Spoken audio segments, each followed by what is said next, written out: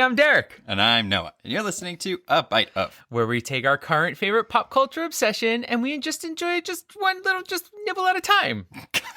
I never know where you're going to go with the end of that. You'll never know where I'm going to go. But I want to say I do like where we're going in season 3. I know it's the 3rd episode, but I just love our theme song remix. Yeah, there's a few more like scratches in there, and Yes. it's more upbeat. Uh-huh. Yeah. It's like zeep, zorp, zap, zap. Yeah, got to tweak it a little bit. Got to grow, got to improve things. Yes, we're like mixing up the art for the episodes. We're mixing up the theme song. It's beautiful. Fully support the choices that we are making.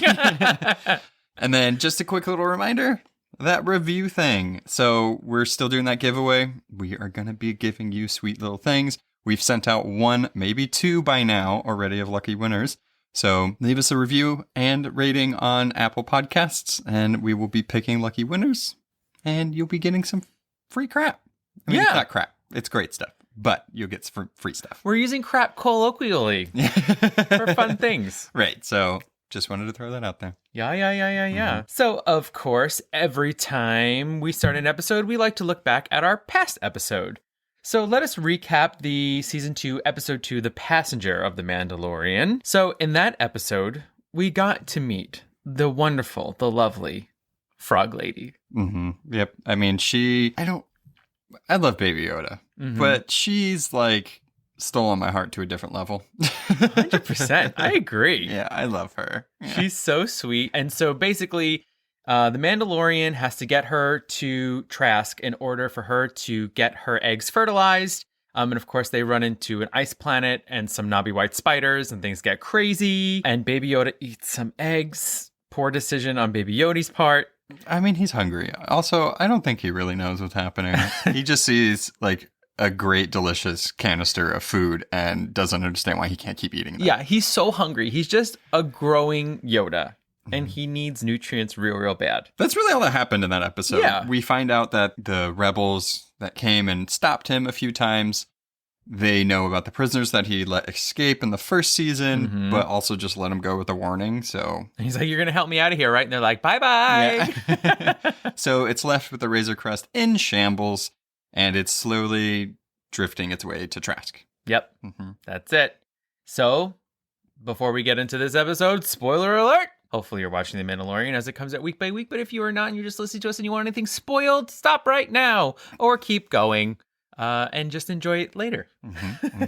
So let us take a bite of The Mandalorian, Season 2, Episode 3, The Heiress. Chapter 11. Right? Yeah. Yep. There's so many numbers going on. I love all of the numbers. Why? Because it's fun. Hold on. Okay, hold on. Let me just take a little sip of my cold brew. I don't think you need any more. I am riding high on this cold brew. Oh my God. I am ready. It is kicking in. For sure. All right.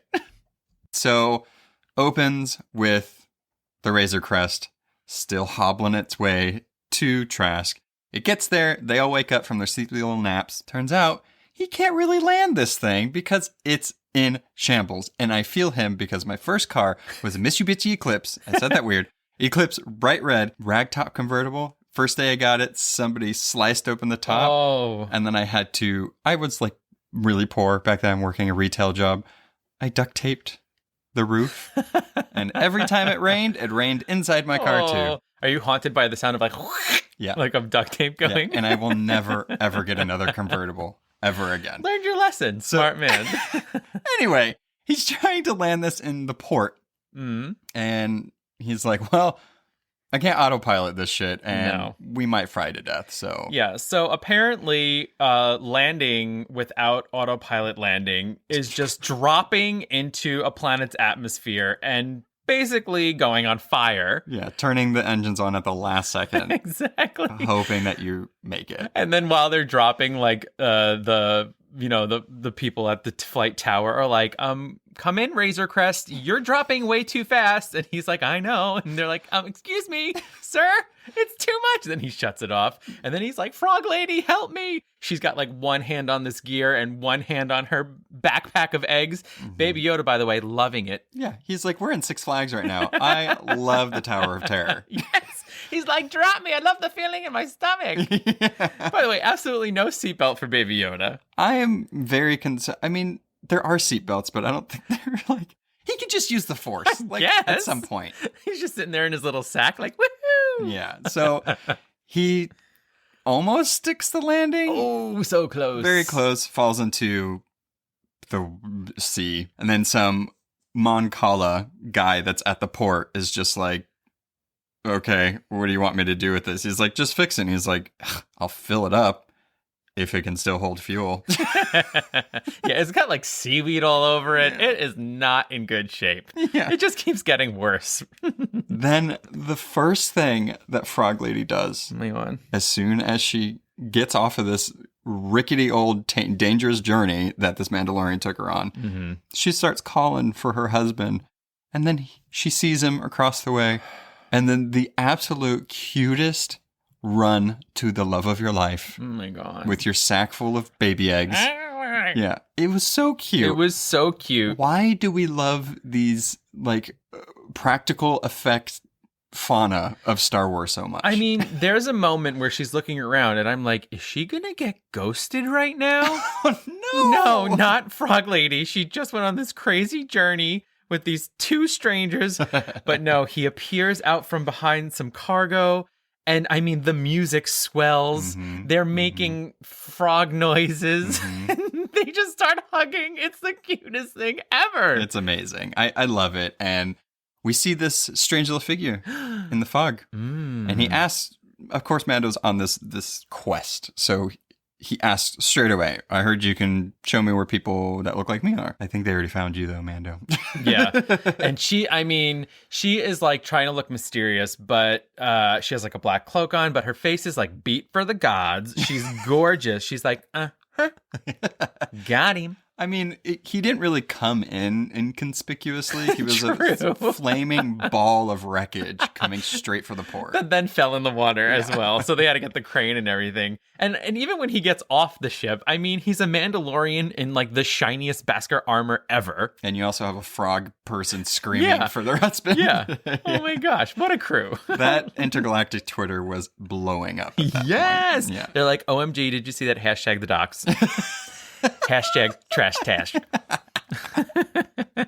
So the frog couple takes him to this inn or this restaurant, this cantina, whatever you want to call it. Everybody's getting this like weird squid chowder everywhere. Yeah. And the dude at the restaurant's like, you need to buy something. He's like, I need information. Tell me where people like me are.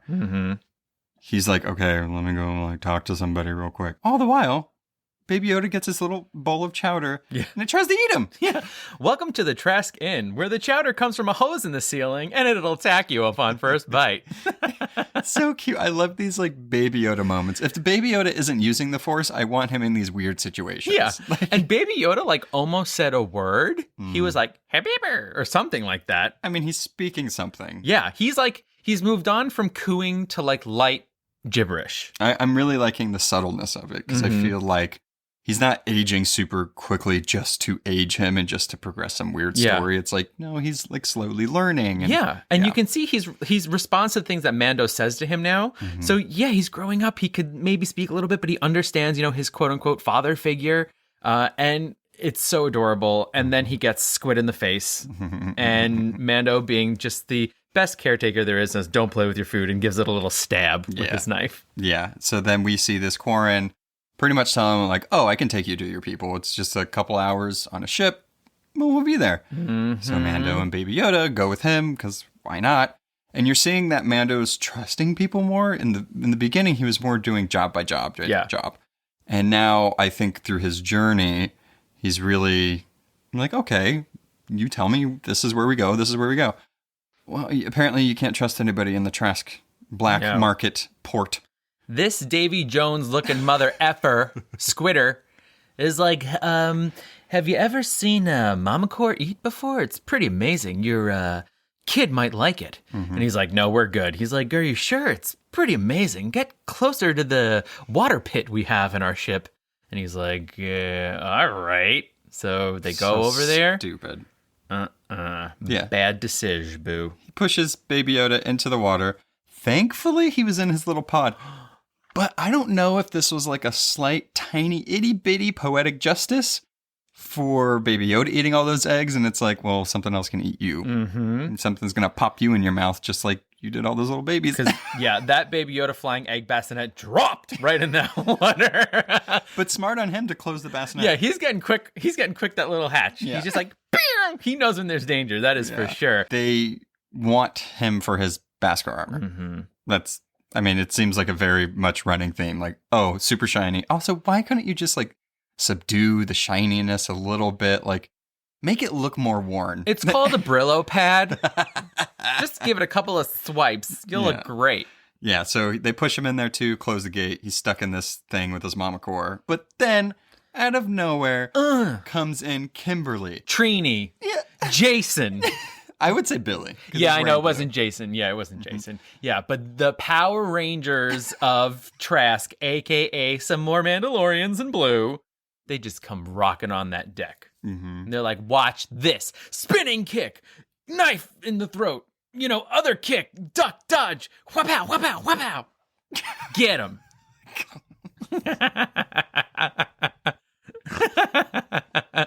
It was awesome. I'm going by your sound effects.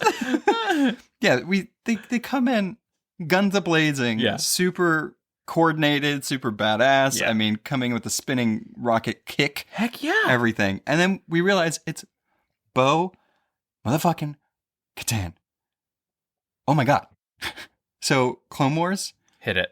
Rebels, if you know those, it's a huge deal. This episode, I feel like, is really for those fans. Mm-hmm. But the thing I liked about it was I don't think you necessarily needed to watch it to appreciate her. So that's exactly where I was, because I've only seen the major motion pictures. I haven't seen any of like the Clone Wars stuff or the animated series. So she's just a badass. Mm-hmm. Like, I come from Sailor Moon, Chun-Li, like loving the powerful women heroes. And here was 2 of them in one shot. It was just badass because she knows exactly who she is. She knows exactly what she has to do to get what she needs. And it is just everything I love. Yeah. I love, so Katie Sackhoff is the one that plays her, also voiced her in Rebels and Clone Wars. I think that is so cool. They modeled after her. Yeah.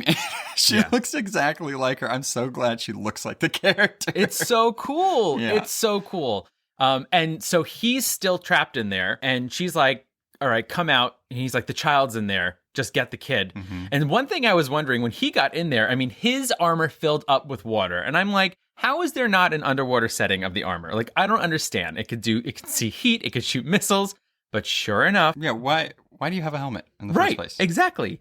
But then Koska Reeves, she jumps right in there. Mm-hmm, so it's like, I feel like, I don't know, in my mind, their blue suits, they've made modifications to it in order to exist on this water planet. Yeah, exactly. Yeah, they have obviously been experienced with it. Yeah. But I did want to say that, so Koska Reeves is played by Mercedes Vernando, which is also a WWE wrestler superstar. Cool. She's a badass. I feel like I want... If I could have 2 spin-off series so far from The Mandalorian, I want Frog Lady and Frog Man, I guess is what we call them. Yeah. And then these 3 Mandalorian. Yes. They're amazing. Yes. I love them. They are so cool. So cool. And I kind of want to know how they came together because they work together so well. Obviously, we know they're all from the same planet. They've all seen the same atrocities, but that they've been through stuff together. Mm-hmm. They're tight-knit, and I would love to know that backstory up until this point. Yeah, I could be wrong, I don't believe the other 2 are from anything. Mm-hmm. Like Clone Wars or Rebels. Yeah. Because there's been plenty of Mandalorians. But yeah, I'd be interested to see it.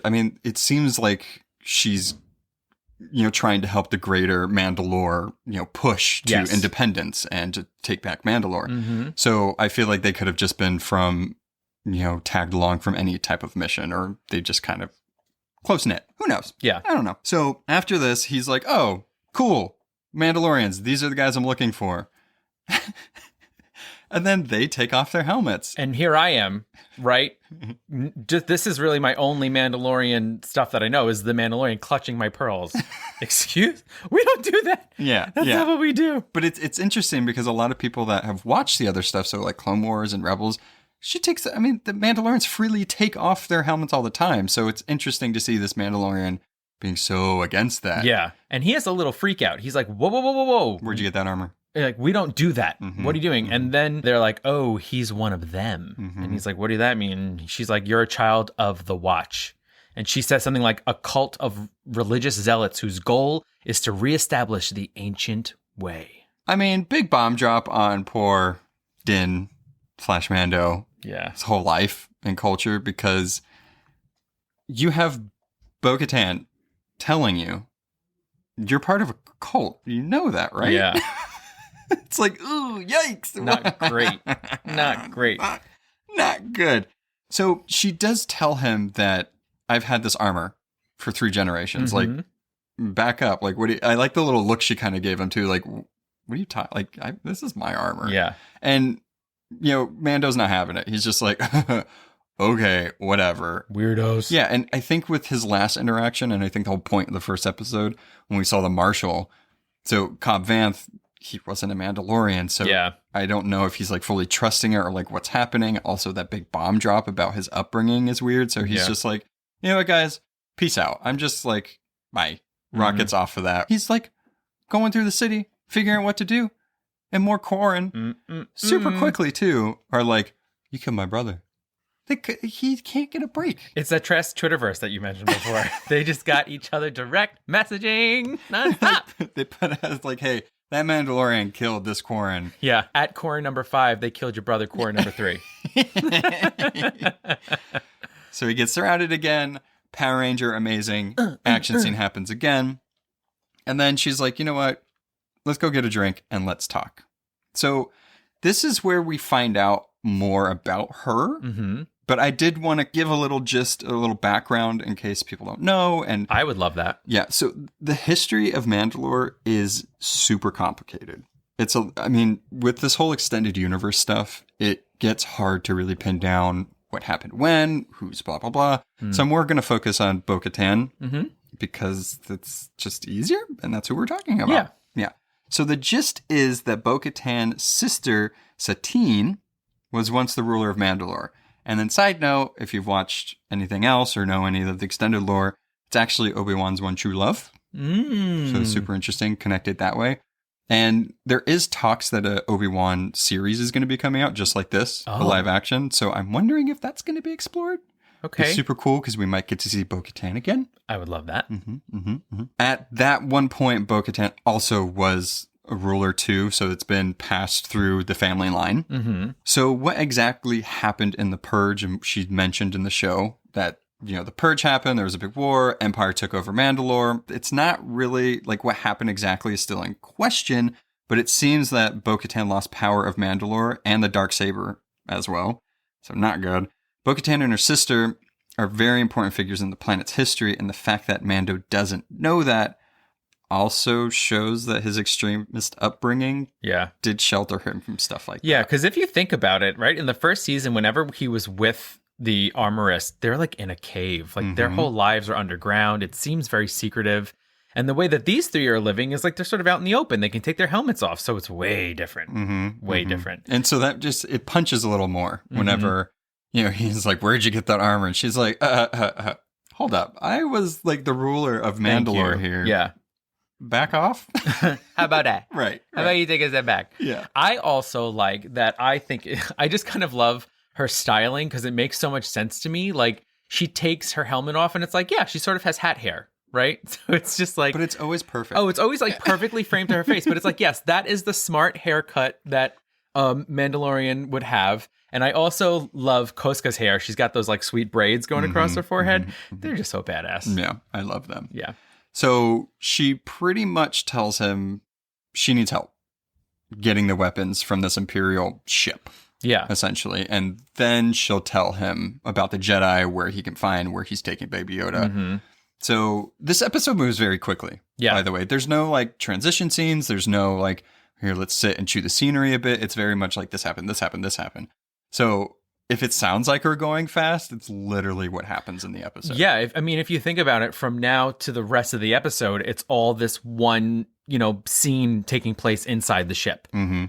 So it's a lot of fighting, so I'm going to just warm up my sound effects once again. I'm kidding. So the next thing we see is the Imperial ship. And she pretty much tells him, like, we need to get these weapons back, because the whole point on why they're there in the first place is that these Mandalore weapons are being sold in this black market port. Yeah. So they're trying to get their weapons back, and they're trying to build their forces to, free Mandalore and get it back. And the whole point, the only thing that Mando agrees to is getting the weapons and getting out. She tells him that we'll just rocket up there. They can't go into hyperspace or go into full gear until they're out of the port. Seems like a clear-cut plan. Mando leaves Baby Yoda with Frog Lady and Frog Man. Yeah. Okay, so here is another thought for a middle grade spin-off series called the Baby Yoda Babysitting Club. And we have Pelly, right? Amy Sedaris' character, babysitter. Now we have Frog Lady and Frog Man, who are dealing with their own little ones while also babysitting Baby Yoda. I just love this crew of intergalactic babysitters that Mando can call on. Yeah, I mean, that is true. And I hope that anytime he does need to babysit, he either goes to Pelly or to the frog couple. It's amazing. So before they go on their mission, he obviously has to drop Baby Yoda off somewhere safe. But it's like, he can use the Force. Can you just somehow, like, get one of those, those cat backpacks? Yeah. That has, like, those little things. Like, just, so cute. Yeah, yes. Have him in one of those and, like, little things. Tell him to do the Force whenever you need it. Yeah. I mean, let's face it. The, floating bassinet is dead. Yeah. It got blown up with the ship. Who knows what that little satchel is that he had on the back of the motorbike in the first episode that Baby Yoda went flying out of. Yeah. You know what I mean? It's time for a space Baby Bjorn. Yeah. I agree. Yeah. Okay, so he needs to go to a Swedish planet next to get the Baby Bjorn. Maybe the next one he goes to is. Right? Yeah, so we see before he leaves, Baby Yoda, like, presses his face up against a glass. Love it, super cute. One of the eggs hatches. A little tadpole comes out. Yeah, a little tadpole. It's so magical. Super cute. So then the big climax of the episode starts. And we see the Mandalorians getting to the ship as it's taking off. And I just want to say that this is the second episode that Bryce Dallas Howard, directed. And she has such... The first episode that she did in the first season was the one where Cara Dune and him were on that muddy planet with those walkers. This is the second. I think she has this ability to, like, balance smart, silent humor and, like, heartwarming things with these amazing action sequences that this whole, like, last, like, what was it, like 10 minutes or so of this episode is them getting into the ship and just destroying all these stormtroopers. Yes, taking down the stormtroopers. I love it. They're making their way through this thing. And I do want to say, this show loves some narrow corridors. I think Star Wars in general loves narrow corridors. And why do they all have those, like, lips? I was just going to say that. Hello, think about the design of your ships. You're constantly giving people cover to hide from your blasters. But I guess they need cover too. So they're like, I mean, we know we're helping them, but also we don't want to get shot. So make all of these lips all the way down. Right. Or maybe they should have some sort of retractable lip button. Oh, that's a good idea. You know what I mean? Retract lips 3 through 7. And then and then shoot, Yeah, I get it. Yeah. Right? Yeah. There's so many lights and buttons on all these walls. One of them has to do that. I agree. So they make their way through the ship. The Duke captain. Oh, this butthole. Yeah. I don't know the actor's name. I should have looked it up. I know I believe he was also in Deadwood. So this is like the third person from Deadwood that's been in this season alone. Whatever. I mean, great. They're all great actors. And they're like, oh, these pirates are here. So I don't think they know that they're Mandalorians, or maybe that's what they call them. Who knows? As they're making their way through the ship, you're really seeing the three of them. They're so organized and they're so tactful that there's, like, moments where you see, like, Mando kind of following, taking the lead. Because I think he's used to being on his own. And it's like, oh, okay. These guys are, like, organized. I'll hold the back down, guys. You go. So it's like, where are we going next? I don't know the ship. Okay, let's go over here. All right. I'll just throw my little thingies. And the way we're seeing this sort of scene play out is that we have the captain in the front with the two pilots. And they're kind of talking to different people on the ship, whether it's a stormtrooper or another captain. As the Mandalorians are making their way Right. through. They're making their way closer to them in, I guess, the cockpit, we'll call it. And so every time they're like, hold them off. And then they're like, and then, got through those guys. And then we see like another captain guy who's just like, hello, what are you? Okay, forget it. Close the doors. Yeah, he's in the cargo hold and he tells him like, you need to just hold him off there. Yeah. We're going to call for help, hold him off or whatever. And as soon as those elevators open and it just like decimates all of them, he's like, close the doors. He's like, and another guy's like, which doors? He's like, all of them. All of them. Yeah, and then the head captain's like, well, where are they? He's like, in the cargo. Area. Classic, ship. Opens up. Airlock. Yep. Sucking out. Goodbye. And so they're trying to call for that guy. Bo-Katan answers. She's like, oh, I'll be up there in a second. Just, make some tea and wait. Yes, I love it. Yeah, but this is also where we find out. She tells him, oh, we're not just here for the weapons. We're taking this whole ship. Oh, yeah. And Mando's like, well, hold up a second. That was not part of the deal. You're changing the terms of this. And then she throws in his face, this is the way. Oh, burn. So it's like his whole code and the creed and what it meant, and it makes sense because if you think about militaries or like followings of some sort, religions, there's always these like subsects of people that are more radical, people that are more secular, whatever you want to call it. But it seems like she's on the right side, hopefully, and he's more on the like, you do like calm down. I feel like Mando has, because of maybe his upbringing, he has like a very type A personality. He's like, this is what I have to do. This is what we're doing. And this is how we're going to do it. So when someone kind of throws a wrench into the works, he's like, no. I have a specific to-do list. And that is what I need to check off. And she's like, no, sorry. I was almost going to suggest another section of our show called Galaxy Glossary, because she said, we're not here to jettison. And I was like, I don't know what that means.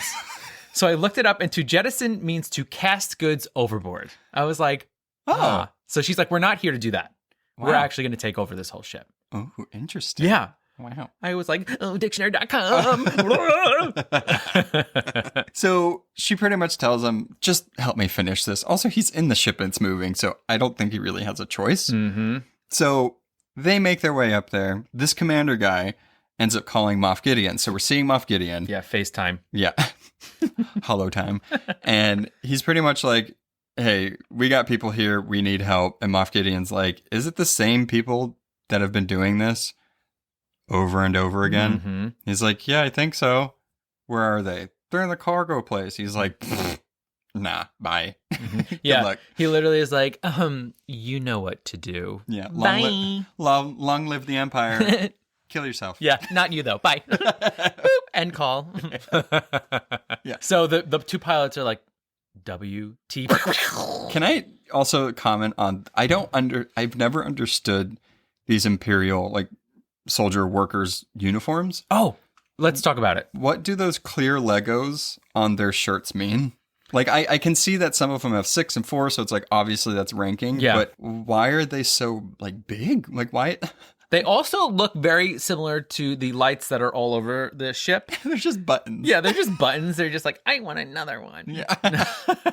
I'm sure if we looked it up, there's probably some very specific lore about... I want to talk more about the hats. I mean, if you are ever playing a character that's, like, helping move the ship, navigating it, piloting it, and there's some dick of a commander that's there, yeah, it's never a good role to be. Yeah. You get force choked, you get lightsabered, you get shot, you get blasted. You're not going to have a 3-story arc. No. Never. Sure enough, he zip-zorps the both of them. Yep. As the Mandalorians are still making their way there, he's like, okay, I know what I need to do. I'm just going to crash this ship. These poor port tower people are like, what? Another ship? Why? Why? In two in a row, 2 days in a row. What is happening? Yeah. What kind of pirate black market bay are we running here? Yeah. Oh, God forbid a ship's falling towards it. Yeah. Also, why do the frog people live there? They seem like really nice people. Good question. I was wondering that. What was she doing all on her own on Tatooine, Miss Frog Lady? How did she get there? How did she, you know what I mean? Like, yeah, why would an amphibian be? I don't know. I think we're getting in over our heads here because I don't think we'll ever get those answers. And we just love her so much. But I hope she's not super shady because that would... No, I don't know. I think she was just like, I'm going to go see the world. And she was like, uh-oh, I gave birth. Egg time. Egg time. I have to lay my eggs. I mean, possibly. You know, sometimes it happens. Yeah. So as the ship is plummeting towards this port again, the Mandalorians are like, oh shit, let's double time this here. Yeah. They get in there. They're trying to save the ship. She pretty much, we find out that the thing that she got taken from her, that she mentioned in the cantina with Mando, is the Darksaber. Oh. So as you know, if you've seen the extended stuff, or like what I just said in her history, the Darksaber's hers. Crazy. And I didn't know that. So that was like a big surprise to me. Wait a minute. What? Yep. So it's hers. Cool. So and that's why she's also taking over the ship. She needs this information. Where's Moff Gideon? I need my Darksaber. I need to take back Mandalore. This dude was like, sorry, long live the Empire. Electro-cyanide pill thing in his mouth. Dies. You know what it reminded me of? Did you ever put Crest white strips on for too long? Oh, yeah. Oh, lightning in the teeth. Yeah. Oh, my God. He literally did that. I mean, to his death. I think it was a little more powerful than leaving it on for 10 more minutes to get extra white teeth. Oh my God, 10 minutes. I don't know. I'm just picking a number. Okay. But you know, in the initial, I mean, we're talking about Crest white strips now. In the initial time, it would start zip-zorping your teeth. Like you'd feel like electrocution in the time. So I had very crazy flashbacks to my Crest whitening strip tanning days of being 18 and, you know, being in college. There's a Pauly D hair. Yes, my Pauly D hair. Ooh, blowout. I had that before Jersey Shore. Thank you very much. All right, before Mando pieces out, because they took over the ship that they wanted and all the weapons that are in there, he's like, tell me where I can find the Jedi. She tells him that a Jedi can be found in the city of Colodan in the forest planet of Corvus, where he'll meet with Ahsoka Tano. Oh my God. I mean, I'm so excited because if Clone Wars, her chef's kiss. Yeah. I mean, but here's the thing. I've never seen those things, but I know about this character because she's so popular and so big, and people have been waiting for this. So the second that he said her name, I'm like, oh, here we go. I'm also very excited that the rumors and things that were coming out that she was going to be in this season are true. Yes. I can't wait. I'm so excited to see what she's been doing, what she looks like, how they're going to interpret it into live action. Play her. I mean, I think it's already been said. Really? Oh, is it a good thing or a bad? Yeah, no, it's a very good thing. All right, I'll wait. Yeah, we'll save our thoughts for that one. But I mean, at least he knows where he can find a Jedi, because at this point in time, the galaxy and who's like running it is just kind of up in the air. I feel like this whole show, there's like gray areas everywhere. It's like, who can you trust? Who's the prey? Who's the hunter? Who's blah, blah, blah, all this stuff. Yeah. So there's a lot of like, just fuck it. Yeah. Try to take power, do whatever. And I feel like for him, how stressful is that? Every time he's going on a new planet to meet some new people, he has to be both willing and open to accept these people, but guarded at the same time. Yeah. Because it's not for him anymore, right? It's for the child. Yep. It's for Baby Yoda. So he's like, well, I can maybe trust these people to get me further, but I have to be scared of whether or not they're going to double cross me. Exactly. Oh. So he gets that information. He goes back, gets Baby Yoda. He's about to leave. He sees the ship as literally put together with like seaweed and ropes and nets. Yeah, nets. I mean, what else do you find in a harbor? Also, I don't think he asked that guy at the port if he was an actual mechanic. He's like, I just built boats, man. He's like, but I have my Galaxy iPad here. Just give me a deep dork and we're good to go. That was one of the really funny, like silent, like joke moments, because he was like, what? That's what you did? And he just was like, just pay. Yeah. Like, sign off on this. Shut up. Like, duh. Just be happy. Okay. Yeah, he gets in there, super in shambles. As they're leaving, this terrifying squid starfish thing. Mini Mama Core. Yeah, oh, maybe. Oh, maybe. Ugh. Because it had those teeth. Yeah. So it's coming towards Baby Yoda. Baby Yoda's like, ha! I know, I love it. Mando catches it at the last second, and then Baby Yoda eats it like he does everything. Yep. Delicious snack. The Razor Crest is still, parts are flying off. Yeah. But at least he can go into hyperspace and all that. He can jump. So that's cool. But get a new ship, man. I know that ship was kind of cool at the beginning. It could look better, but it is just not having a good time this season. I'm so excited for this next episode. I mean, it's a forest planet. We're getting some Jedi. None other than the former apprentice of Anakin Skywalker, a.k.a. Daddy Vader. I mean... Daddy Vader. I have to say that I'm loving all the planets we've been visiting, right? We're just seeing like the lush ecosystems of the galaxy. We had so many fauna. Desert, ice, water. Now we're going to a deciduous forest of some kind. It's going to be glorious. Hopefully there was no like forest fires. Global warming doesn't exist anywhere else. Did the Empire get to it? Yeah. Not great. So, I mean, I'm super excited where this season's going. I feel like a lot of people I've seen said that some of these episodes have been filler, but there's been moments in each of them that's progressed the story or things that happened in the first seasons really biting him in the ass or catching up with him. So, I don't know. I'm super excited. I'm liking where this is going. Yeah, totally. And I love getting to meet more Mandalorians. I love him making more allies because that's part of this journey is him meeting these people all over the galaxy and then knowing that they are there for him in a time of need. Yeah. So we've just met so many awesome people, and she even says to him, Bo-Katan, she's like, the offer still stands. Yep. So they have a deal still that he can cash in on at some point in time. I'm hoping that happens. I want to see them more, especially her. So we'll see. All right.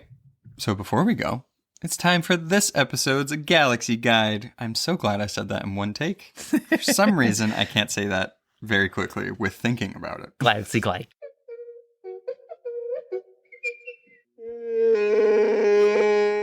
So I wanted to just do a little mini spotlight on one of the races that was in there, the Quarren.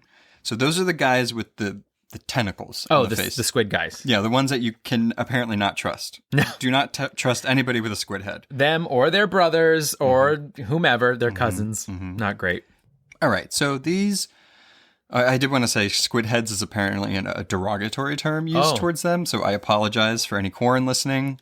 I did not mean it. No, okay. I'm just like going off of my research. We're sorry.